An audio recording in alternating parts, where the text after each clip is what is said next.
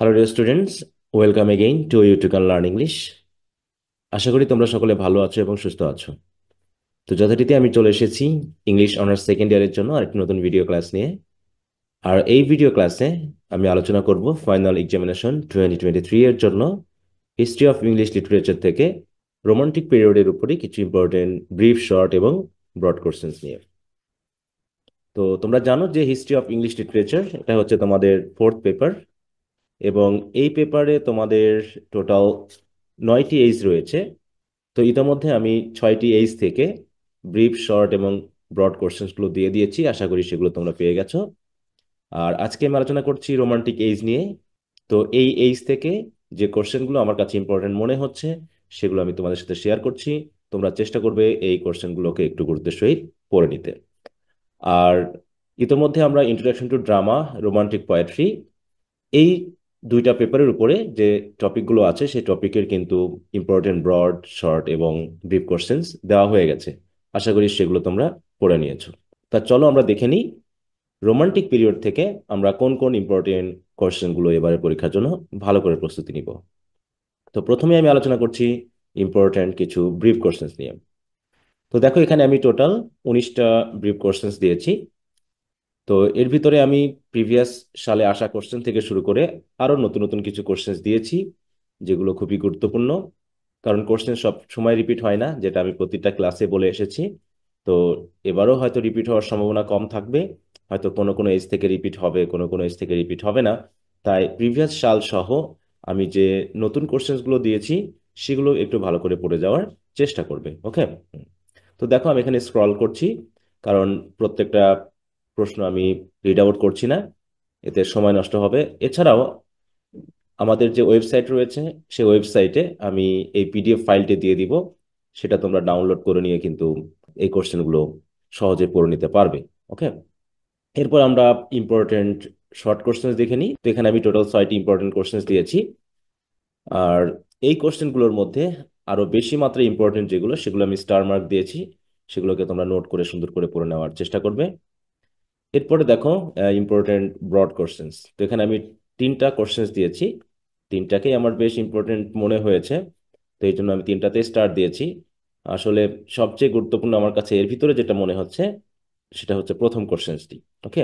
যে discuss the important characteristics of English romanticism with reference to Wordsworth and Keats. কারণ প্রত্যেকটা age থেকে দেখা যায় যে প্রত্যেকটা ইয়ার ভিত্তিক এমনটা হয় যে কোনো এজ থেকে পোয়েট্রির বিষয়ে আলোচনা করা হচ্ছে, কোনো এজ থেকে নোভেল, কোনো এজ থেকে ড্রামা, এরকম বিষয়। কোনো কোনো এজ রয়েছে যে ড্রামার জন্য বেশি বিখ্যাত, কোনো কোনো এজ রয়েছে নভেলের জন্য, কোনো কোনো এজ রয়েছে পোয়েট্রির জন্য। তো রোমান্টিক এজ কিন্তু মেনলি পোয়েট্রির জন্য বিখ্যাত, আমরা জানি, তাই না? এবং এখানে বিশেষ করে Wordsworth, S T. Coleridge, John Keats, Shelley, এরকম কিছু ইম্পর্টেন্ট রোমান্টিক পোয়েটস রয়েছে। তাদের হয়তো কবিতার আলোকে আমাদের এই রোমান্টিক এইজের যে ক্যারেক্টারিস্টিক্স সেগুলো হয়তো আলোচনা করতে হতে পারে। তো এই কোশ্চেনটি এবার আমার কাছে ইম্পর্টেন্ট মনে হয়েছে, তাই তোমাদের কাছে আমি শেয়ার করছি। তোমরা অবশ্যই ভালো করে পড়ে নিবে। তো ডিয়ার স্টুডেন্টস, এই হচ্ছে আমাদের রোমান্টিক এজ থেকে পাওয়া কিছু গুরুত্বপূর্ণ কোশ্চেন্স। আশা করি তোমরা সেগুলো ধারাবাহিকভাবে পড়ে নিবে। তো এখন আমি তোমাদেরকে একটু দেখিয়ে দিব যে আমাদের যে ওয়েবসাইট রয়েছে সেই ওয়েবসাইটে গেলে কিভাবে তোমরা প্রিভিয়াস যে সকল ভিডিও ক্লাস বা রেকর্ড ক্লাস দেওয়া হয়েছে ইতোমধ্যে সাজেশন ভিত্তিক, সেগুলো তোমরা কোথায় পাবে। ওকে। তো এর জন্য তোমরা আমাদের ওয়েবসাইটে চলে যাবে। ওয়েবসাইটের অ্যাড্রেস হচ্ছে you2can learn english.com। এটা দিয়ে সার্চ দিলে কিন্তু আমাদের যে হোম পেজ রয়েছে সেই হোম পেজে কিন্তু এসে যাবে। দেখো, এখানে গিয়ে তোমরা আর কোথাও না যাও, রিসেন্ট কোর্সেস এই জায়গায় গেলে দেখো প্রথম যে কোর্সটি করা আছে এটাই হচ্ছে আমাদের সাজেশন ভিত্তিক কোর্সটি। আর এই ওয়েবসাইটটি যেহেতু আমরা নতুন করেছি, এবছর থেকে চালু করেছি, তো এখনো পূর্ণাঙ্গভাবে সব বিষয়ের উপরে ক্লাস দেওয়া হয়নি। তো আমি ধারাবাহিকভাবে দিয়ে যাওয়ার চেষ্টা করছি। তো সাজেশন ভিত্তিক এই কোর্সে যাওয়ার জন্য তোমরা প্রিভিউ দিস কোর্স এই অপশনে চলে যাবে। এই অপশনে গেলে তোমরা আমাদের কোর্সের ভিতরে চলে যাবে। ভিতরে চলে গেলেই তোমরা এখানে দেখতে পাবে যে এই যে আউটলাইনটি আছে এই আউটলাইনের মধ্যে এই যে কারিকুলাম যে অপশনটি রয়েছে, এই কারিকুলামে গেলেই মেনলি তোমরা আমাদের ভিডিও রেকর্ড ক্লাসগুলো পাবে।